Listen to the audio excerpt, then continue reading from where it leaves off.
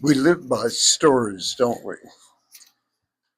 We, humanity, has always lived by stories. And by that I mean myths and fairy tales, stories that come from a deep part of ourselves. And in modern times, our stories are much more shallow. They are lies we tell ourselves about who we are. We like to tell ourselves stories about the superiority of our culture, the reasons we are so advanced compared to past times and other cultures around the world. And as individuals, we are shortchanged by the fact that we don't have mythology anymore that we can really believe in. We actually regard those old stories, because they're so fantastic and because they defy logic, as as obviously fantasies that are untrue, and we wonder how people actually believe them. Well, the fascination that the human mind has for those stories that come from a deep place, the same place that produces dreams, the same place that produces fairy tales and mythology, has a, a different, um, much more long term view of what a life is and what it's about, and how all the different experiences that we may have of being lost and being injured and being suppressed and finding our way somehow, some magical thing that happens to us. That is actually based on history of human life that extends over thousands, if not millions of years.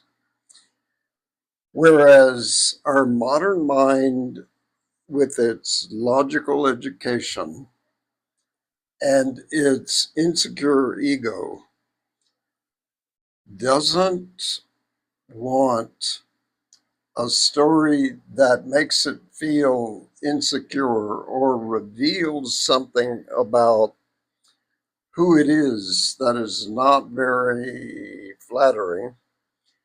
And so we tell ourselves stories that are much more superficial and much closer to actual falsehoods or cover ups about who we are, how we really think and feel, what kind of human beings we really are, what kind of contribution or what kind of detriment we are to life on Earth. We don't actually tell ourselves fascinating stories that reveal our soul to us. We don't know how to do that anymore. Um, so we can go through life with ideas about ourselves that are just evasions, just ways not to look in the mirror. And we're very attached to those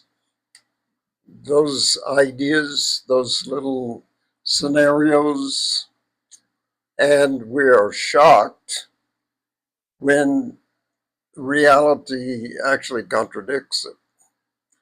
Um, this happens to people when they decide in their late middle age to just pick up and move to another country.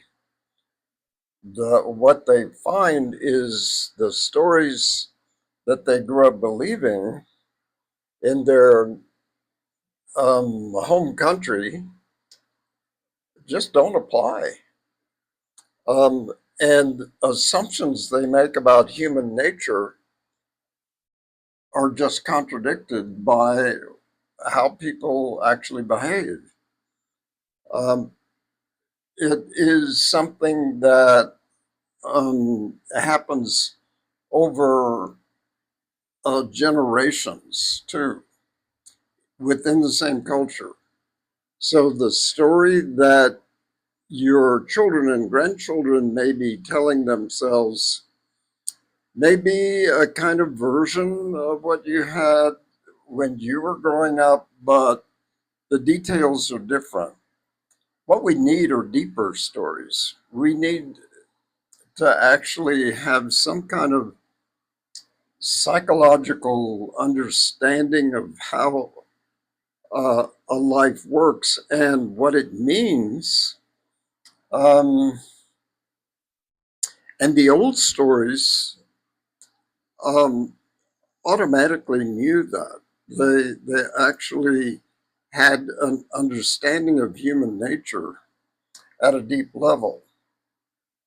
What we experience in life as we skim the surface could be contradicted radically by our dreams at night. There's another mind that is registering what we are going through in life and what it actually means. And because it speaks in a symbolic language, we don't understand it. As a matter of fact, we usually don't hear it. And we continue to rush about and have the life that we think we should have and deal with the problems that our culture gives us. But we don't live out why we're actually here. We don't find our path. We don't actually have some soul connection that we live by. We actually have lost our deeper self. Um, I don't know. I don't have a program that I could recommend that would actually get you to live at a deeper level. But the way I have confronted that in my life, other than just getting out and making a lot of stupid mistakes, is making art. Making art actually allows me to look at what is inside of me at a deep level that I don't have the faintest inkling of in my daily life. And for me to even learn about that, I have to paint or I have to write. And there I find a different self. I find something that surprises me usually. But it also gives a sense of gratification that, and I'm not even sure what part of myself is gratified by that or satisfied, but part of your deep self wants to be seen, wants to be heard, and that's what artists are for.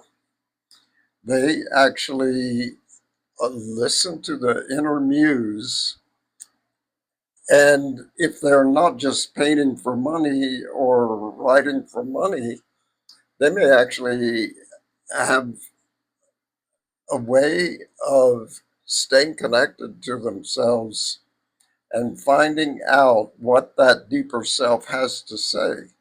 And that deeper self has a different perspective on things. And it really does need to speak.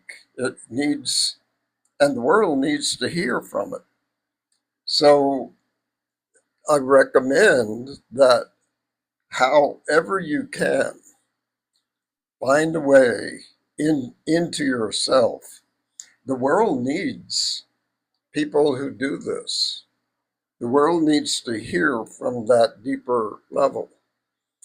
And our contemporary culture doesn't teach that, doesn't know about it.